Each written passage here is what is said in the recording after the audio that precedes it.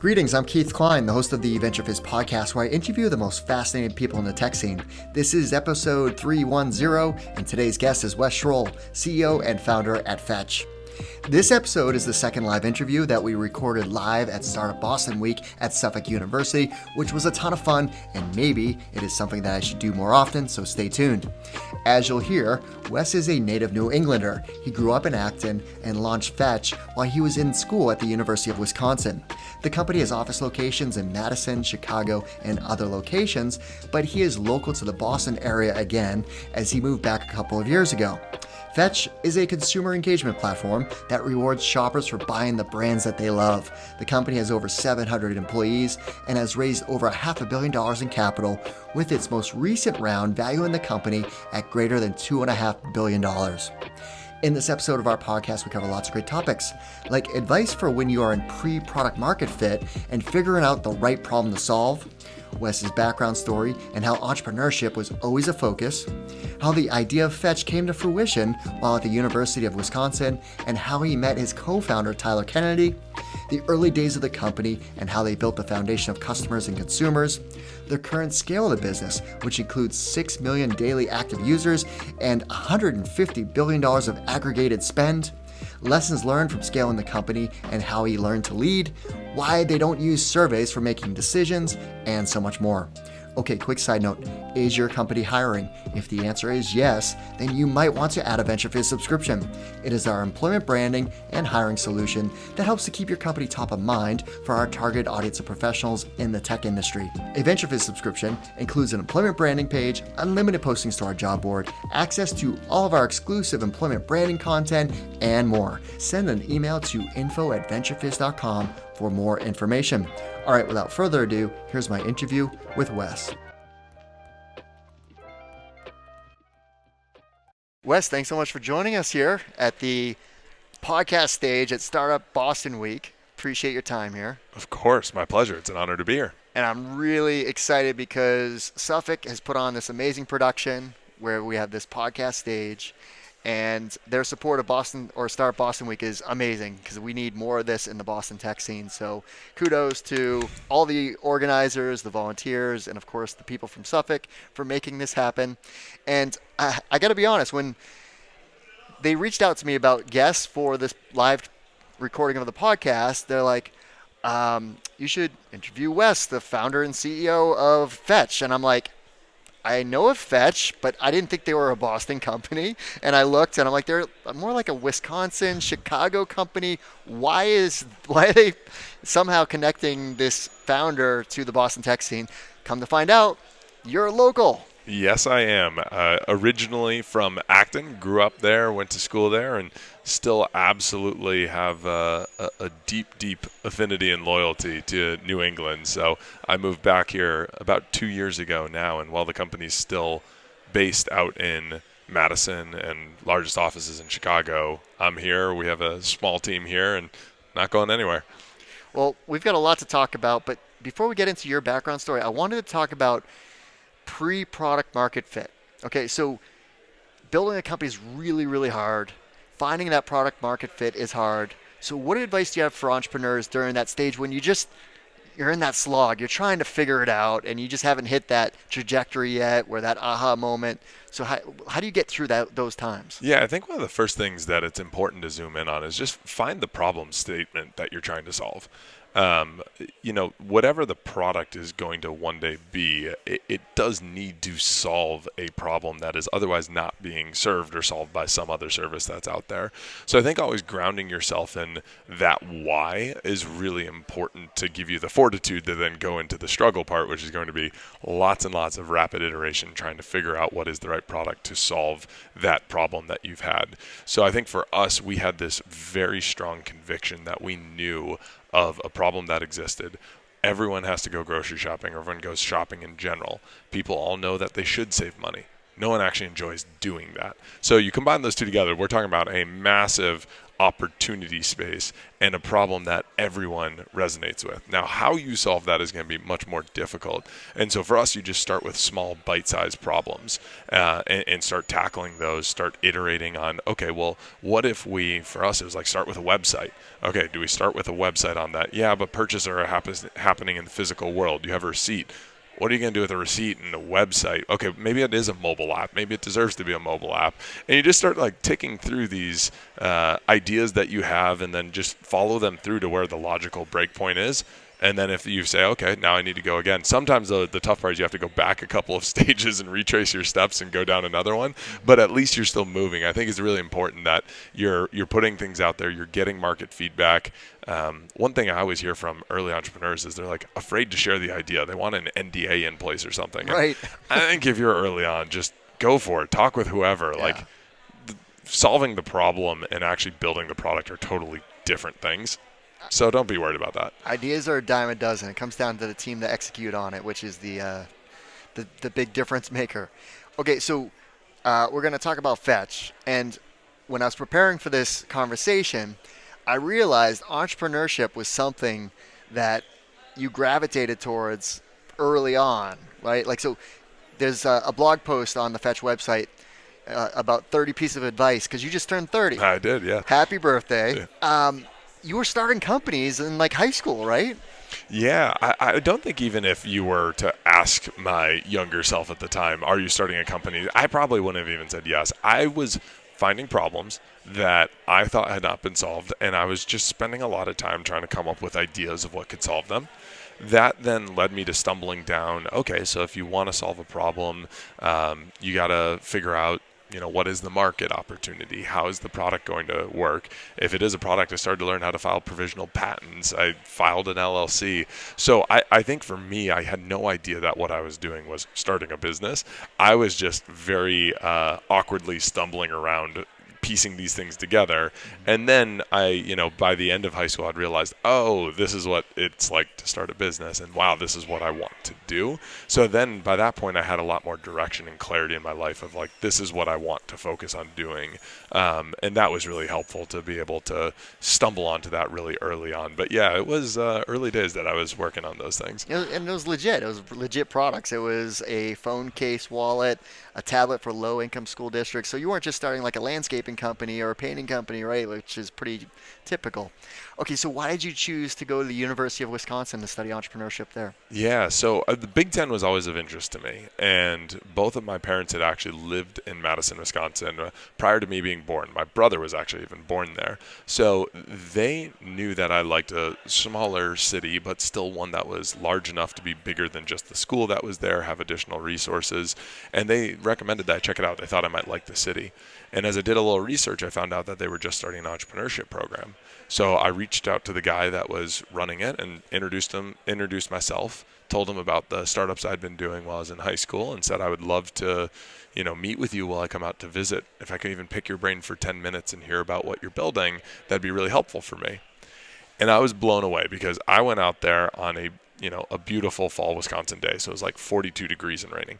And he's like, hey, why don't you grab your coat? Let's go for a walk. And he took me on a 3-hour one-on-one tour of campus. Wow. He showed me all the resources, and more than anything, he showed me that they're investing their time in really putting, entrepreneurs first, learning from entrepreneurs and trying to support them. So from that trip on, that was the sole reason I went there. Now the city also is beautiful and amazing. I fell in love with that, but like he was the reason, and to see that passion behind entrepreneurship, honestly, I feel similar to what we're seeing here at Suffolk. It's like putting it front and center, just making sure that people understand this is something that is important and that students should get access to. That really resonated with me.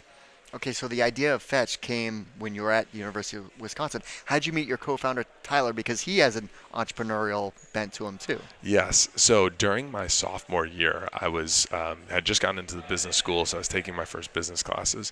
I had actually already come up with the idea in between my freshman and sophomore year. I just moved out of the dorm. I'm in an apartment. For the first time ever, I'm doing all this grocery shopping.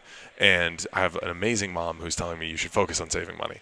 So as I'm doing all this shopping, I'm trying to find out ways of saving money. And I'm like, wow, there's a lot of different ways. None of them are overly exciting and earning me anything of substance, at least for the amount of effort I'm having to put in. So I'd become obsessed already by the beginning of my sophomore year with this concept of like, here's the problem. This is a problem. I want to solve this. So I spent, a couple, I think 6 or 9 months working on it, pulled together an advisor. And at the end of my sophomore semester, the final project for the class was to write a business plan. And I happened to turn to the guy sitting next to me, and I was like, hey, I have an idea that I've been working on for the last 6 months or whatever it was. And I was like, do you want to work with me on the business plan? He's like, absolutely. Lo and behold, it was Tyler Kennedy, Wow. who became my co-founder and helped me start the business. And it was awesome because we wrote this business plan together, and we're like, that was a lot of work to write a 12-page business plan. And we knew that the school had a business plan competition where the winner would get $20,000. So we're like, okay, let's take what we wrote for the school and let's enter it into the business plan competition. And we're like, okay, even that seems logical, but I wonder if other schools have these. So it was like maybe 45 days before the end of the semester, and I start calling all my friends. They go to Boston College, University of Massachusetts, Amherst, all these different schools. I'm like, do you have a business plan competition? And if they said yes, we would say, okay, can you enter this? And we'll put co-authors as our names, and you can be one of the founders too. And we did that, and I flew around. Tyler and I were flying around the country for the last 45 days of school, and we won $185,000 in cash and Talk prizes. about hustle. That is hustle. It was finding the gray areas that we could play in. Sure, that's amazing. So there you go. Like, people are trying to raise initial angel seed, friends and family money. There's $185,000. It was not diluting any ownership in the company. That is exactly right. I think it allowed both of us to maintain a much tighter control on the business early on, which is super important as you go through trying to find product market fit. It takes time. And if you have the conviction, it's much easier versus investors can get a little spooked as you're pivoting one way to another one. So I think it was a critical step in getting to where we're at now that we were willing to go out there and find ways to self-fund it, even though we didn't have money ourselves.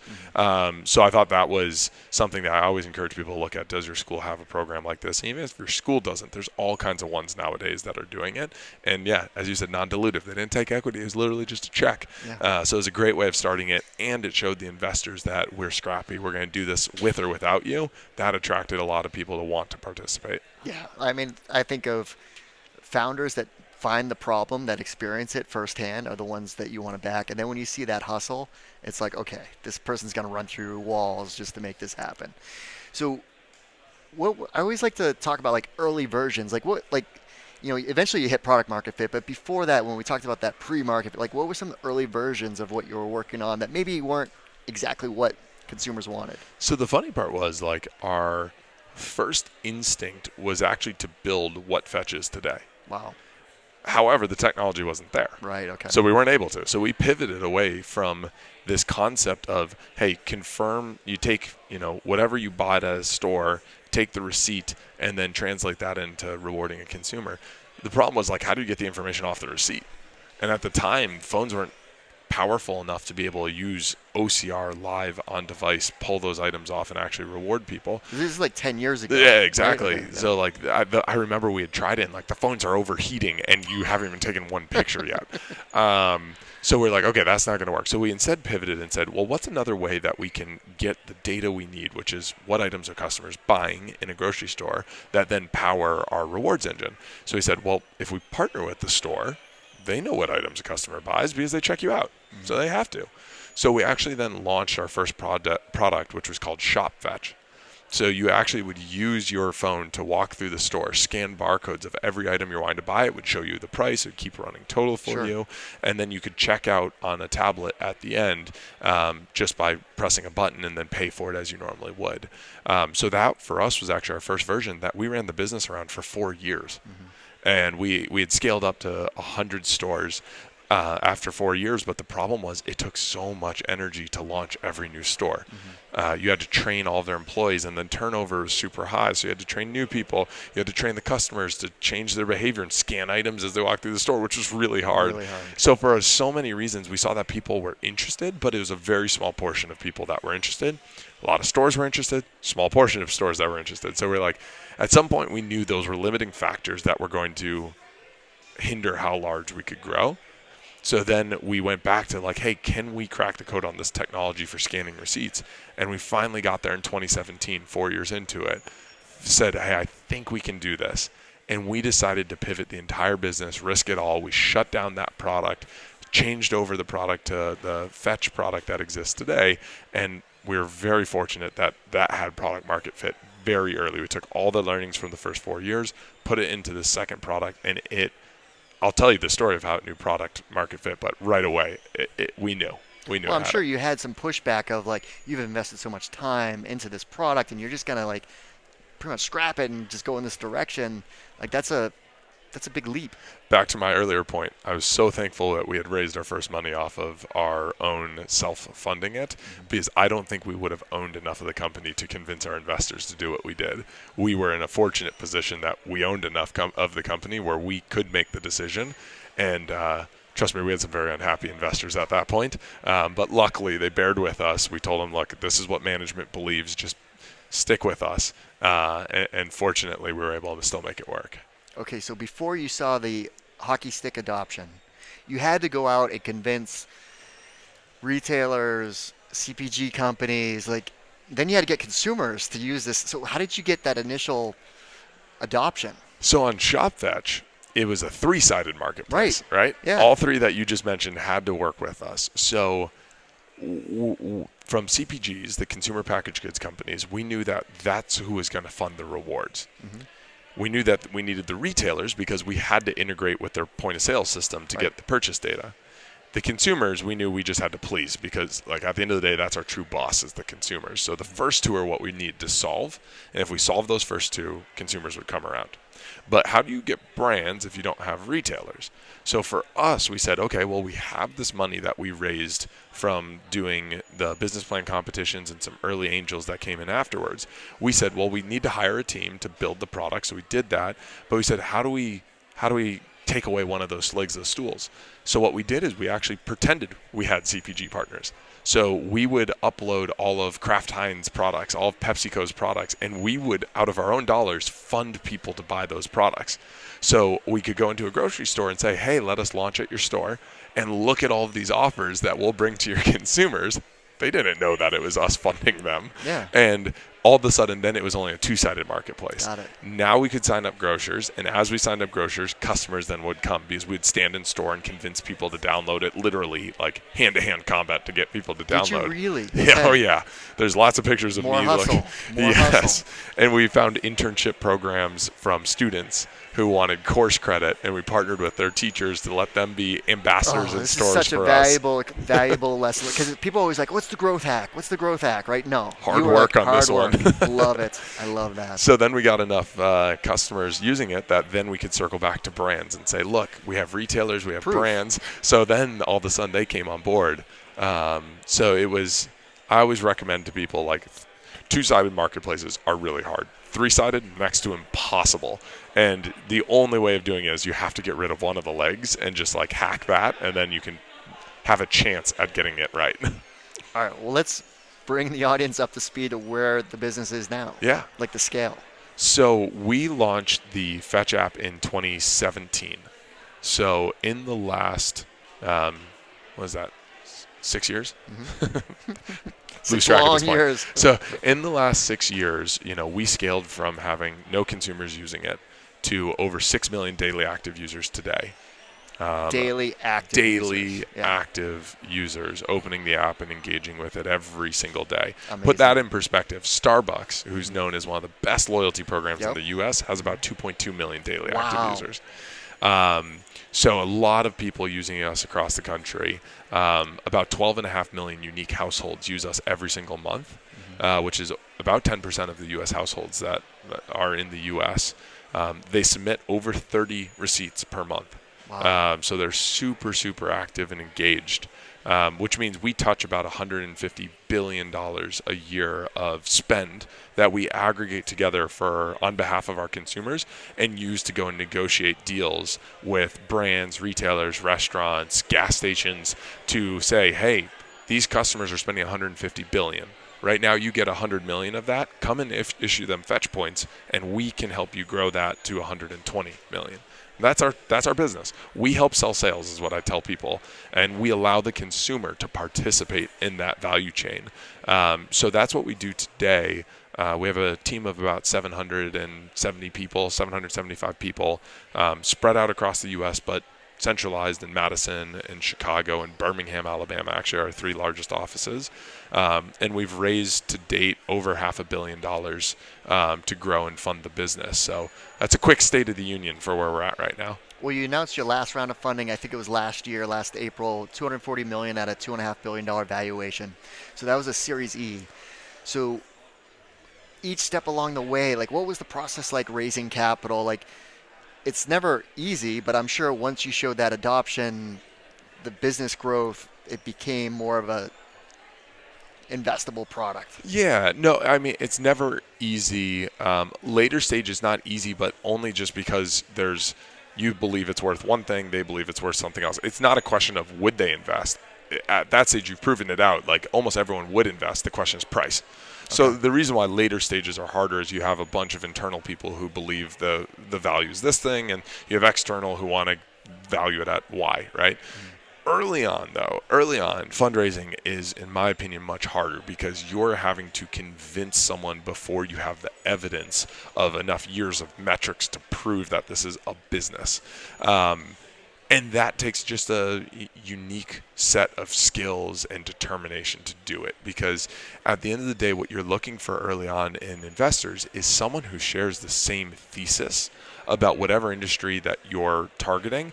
And it's often luck that you find the right partner who has thought about this space before, who agrees with that problem that exists there, and then believes that you're the person to solve it. Right. For me, it's like you've heard all this where it's like you have to meet with 100 people to get a yes. That was true for us. Like we did get probably 98 no's. But the big difference is we took a long time to find the right partner at the right firm who understood what we were doing, and we didn't do the same pitch 100 times in a row. We were constantly iterating and learning. I wouldn't have invested in our first pitch, but where we were at by the 90th pitch, like, oh man, I would have invested too. So I think one thing people misinterpret when someone says it's like, hey, it's you just need one person to say yes. It doesn't mean go and do the same thing and not like you have to constantly be iterating, just like finding product market fit. It's the same thing. That's all you're doing for an investor. You're finding the product market fit of an investor who wants to invest in what you're doing. You have to constantly iterate and try different things, look for different people, do your background homework ahead of time. So it's always difficult across the board, difficult for different reasons. But I think the early stage ones are the most misunderstood of why they're difficult. Now, building a business, fundraising is one part of it, but you talked about you have over 700 employees. Yep. So what were your lessons learned of scaling like a company, like hiring and culture, and like those are hard things? Endless lessons and ones that are still learning every single day. I think that's one of the crazy things that you learn is like there's just no right answer of how to do something. I think one of the important things that you have to do is you have to constantly be surrounding yourself with people who are honestly smarter than you at what they do, and you can't be intimidated by that. You have to be attracted to that. You have to want to pull those people in because they will, through their experience, through what they've seen before, they will both attract people that will help build the team out and look similar from a culture standpoint and believe in the same things, but they'll just help you avoid a bunch of potholes that are known. Someone's made the mistakes. Like, go make new mistakes. You can do that by listening to people versus just trying to do everything your way. You're going to hit so many unnecessary things that will slow you down and slow down your ability to grow. But yeah, growing a business at this scale now is very difficult. We believe a lot in trust. And with trust comes transparency. We're super direct with our team about what's going on. The good probably only takes up 20% of communication. We focus on like the things that aren't going right 80% of the time. Yeah. But it takes the right people to understand, like, just because we're focused on the things that are going wrong doesn't mean we're not all crazy confident on what we're doing and that we're going to be the ones that solve this and keep growing. But it's just we have this internal, like, innate desire to focus on what we can do better. We internally call it good to great. We always focus on the things that are good enough today are not going to be what take us to the next stage. We have to think about what does greatness look like 2-3 years from now, and that's what we're guiding towards. So I think a leader, as the company gets larger and larger, it's more about just helping show the company where you can get to, and then just constantly being there as like their sounding board for like, wait, should we do this? Like I very infrequently am making final decisions. It's almost always the teams that are doing that. I'll come and challenge their ideas all the time and say like, hey, do we think about this? Do we do this? But at the end of the day, they're the ones making the real decisions. They're the ones allocating the resources. My job is just to continue to steer the ship in a cohesive direction. And then that seems to work the best versus feeling like, I think a lot of founder CEOs feel like because early on they had to do everything. They had to not just steer the ship, but like paddle as well, that they need to still do that. But at our scale, you can't anymore. That's very But how did you learn that? How did you learn to lead? Oh, by trying to do it. Okay. By it not working. Like, all right, I'm done. At some point, I was like, okay, I've tried this so many times. It clearly just doesn't work. I need to think differently. Right. But again, it comes down to once you've learned that, like, oh, wait, I don't have to be the first person to solve all these problems. I can surround myself with people who have done this before. And just if I'm vulnerable and ask them and tell them what's going wrong, you'll see how much people want to help, how much they'll share with you what they saw differently. So that for me, like all the pressure used to lay on my shoulders. And I was like a zombie of a person that I am now. Nowadays, it's like, it's so fun. I share all the problems with the team and advisors and board members, and like everyone just was like, okay, let's roll up our sleeves. Let's solve this. That's awesome. All right, so what's next? Like where do you see Fetch going, future path? I mean, the crazy part about what we're doing right now is I mentioned 10% of U.S. households are using us every single month, but yet our awareness is still crazy low. We believe that in the U.S. we can still grow in our 300-400% of households using us, based upon our current retention, based upon our organic growth rate that we have. So I think one side is like, we just got to keep doing our core business really well and keep challenging ourselves to get better at that. And we'll be able to grow another 10x from here just off of that. Yep.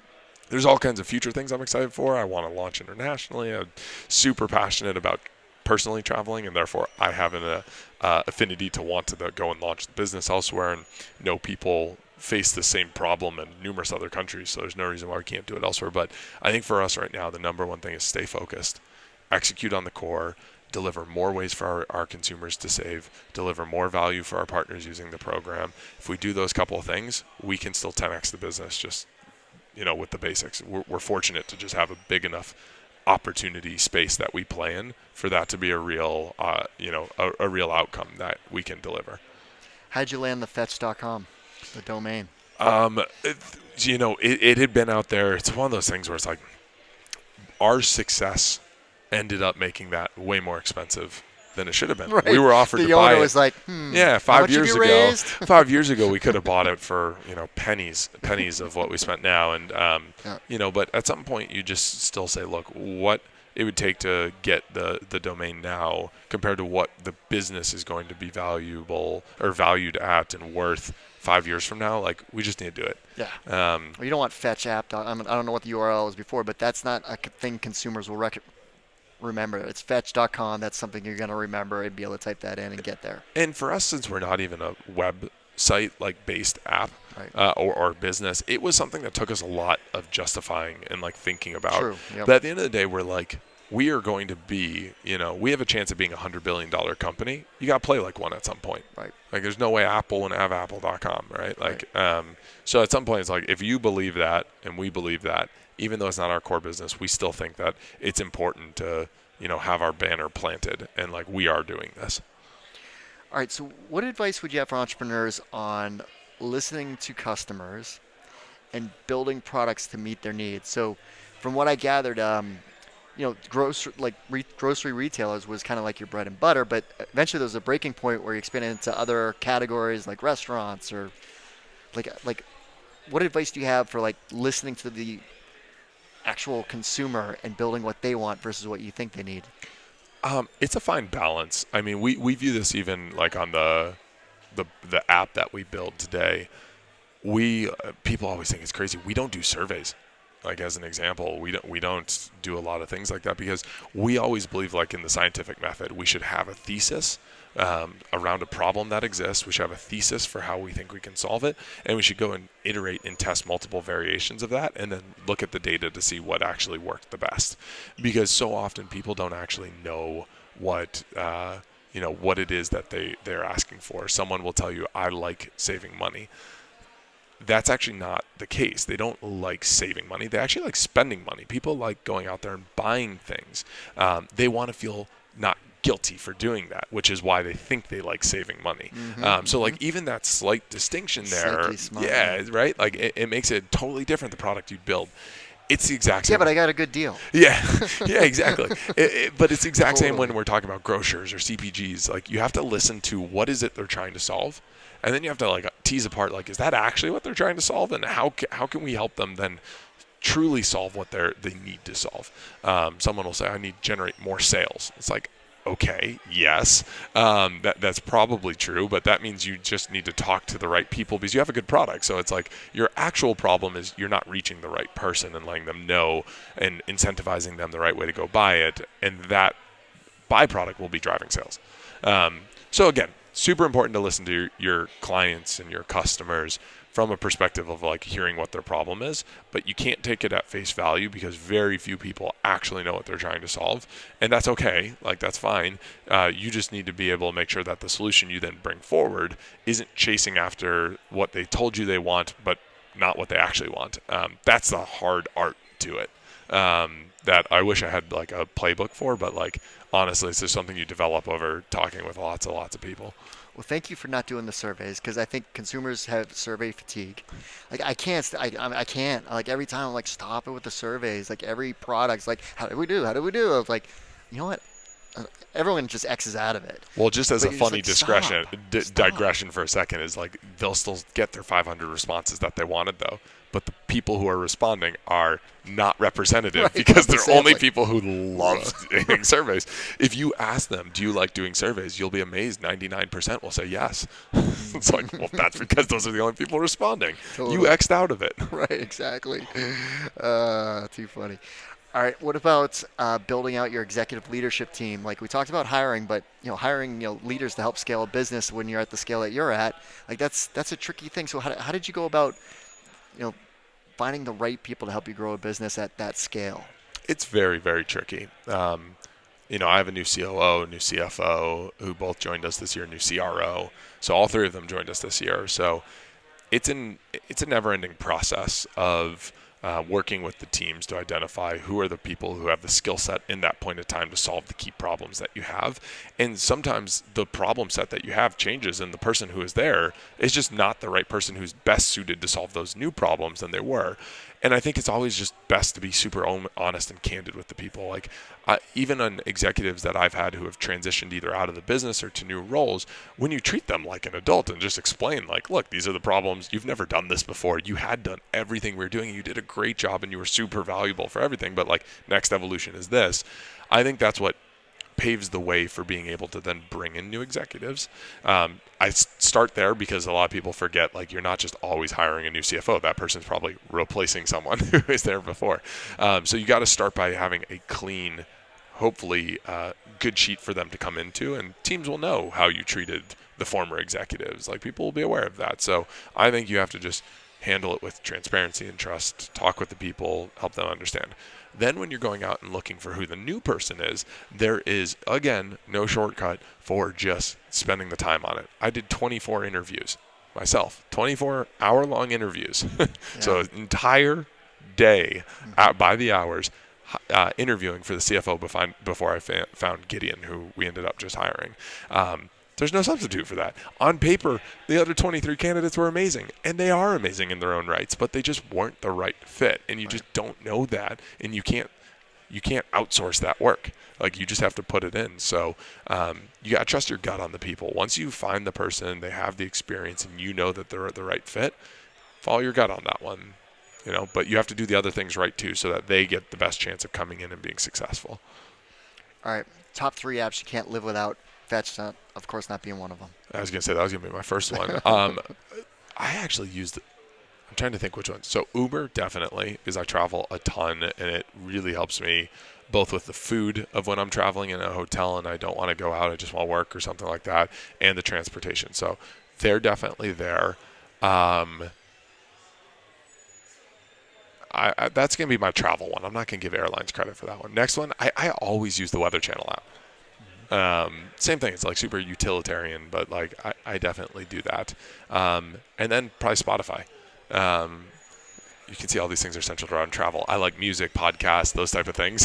Like, but I'm going to applaud you because usually most founders like, Slack, Gmail, my calendar. I can't do my job without those ones. Fair. Yeah, but that's those assumed. aren't like, that's kind of assumed. Like, yeah. Come on. Like, all right. Well, you just kind of answered this, but outside of work, what do you like to do? It sounds like travel, but. Oh, I still like to travel. Yeah. This year was my 10-year anniversary since starting Fetch. Mm-hmm. So I took a 7-week sabbatical. 7 weeks? Yeah, Good 7 weeks. I went to Tanzania and did a safari, Zanzibar, Dubai, France, Italy, Switzerland, Germany, England, and Scotland. So I love exploring other cultures, experiencing. I also love history. So you find a lot of that when you go outside the U.S. Yep. So that's a huge, huge, huge hobby of mine. I love being outside. Whether that's going even for just like a drive to get out of the city and being outside, going for a hike, whatever the case is. And I love spending time with my loved ones. Like that's really important to me. So across the board, I spend time across all those three things. I still play basketball when I can. But yeah, just things that keep me grounded, balanced. Cool. Well, Wes, thanks so much for taking the time to share the story of your background, history, Fetch, and obviously all the amazing advice for other entrepreneurs to follow. Of course. Thanks so much for having me on the show. And I just want to give a final nod to the Startup Boston Week team for all their great efforts to make this week possible, and of course Suffolk University for their great ability to host this program and their amazing entrepreneurship program.